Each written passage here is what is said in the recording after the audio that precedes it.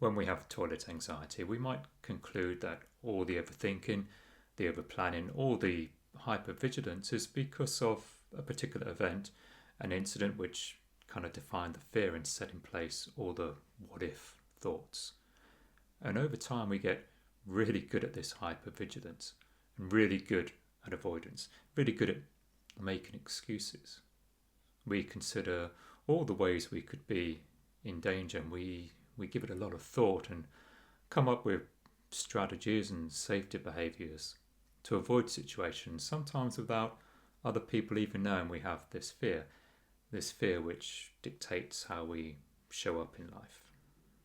So very often we think we know the moment life changed, that event which started this whole problem. But what if it wasn't that time? For sure, it's the moment we first felt this way, and it makes sense logically, and we like to make sense of events and order everything neatly in our mind and have this nice tidy timeline. But when do we ever consider other events leading up to that point? Perhaps other traumas or beliefs, conditioning, or circumstances which have been consciously forgotten about.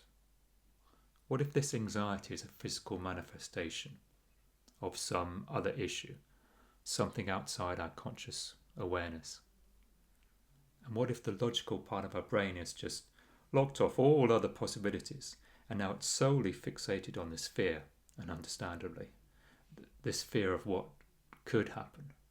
And now it does everything it can to control the fear through hypervigilance. What if we've been seeking control or autonomy in our life because of some unmet need around having certainty or safety, and all the overthinking, the overplanning, all this hypervigilance is because of an inability to tolerate any uncertainty?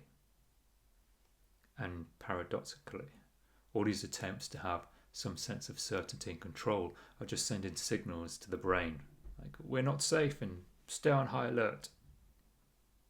Yet we've experienced this event or embarrassing moment, and it's provided a focus point, something tangible which perhaps epitomizes some other negativity or unmet need or environmental influence from some period in our life, perhaps a critical time in our development.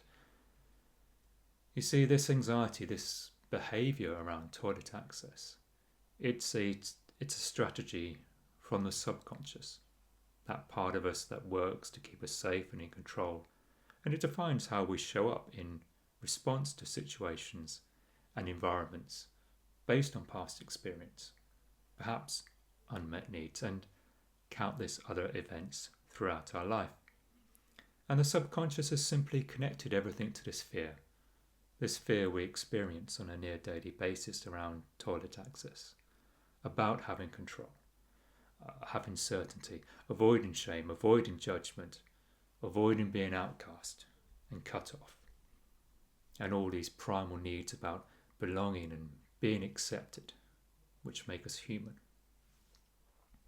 But on the surface, it looks like a fear of not having easy toilet access, and so we try to tackle it and deal with it based on our logical conscious conclusions. And this is why logical based effort to resolve this doesn't work or doesn't change anything to the extent we need it to. All of the positive self-talk, the affirmations, the tapping techniques, breathing strategies and more affirmations, the CBT exercises, the exposure, the reframing, the visualization, all this just doesn't work when you're in that moment. Because all that logical reasoning and effort is not what the subconscious needs to hear. It's not what needs to be fixed. It's not what's asking to be resolved. Which is why I don't focus on the surface level manifestation of this issue, or what we can call symptoms. Rather, I focus on the root cause, and it's often never what people think. And the logical conclusions they've drawn often never turn out to be the real issue. But when we address these root causes, this toilet anxiety, the surface level manifestation of the real problem, well, that just falls away, along with any need for hypervigilance. And instead we get to live without restriction, with a real sense of trust in our body, a more joyful life with freedom and confidence. All right, thanks for watching.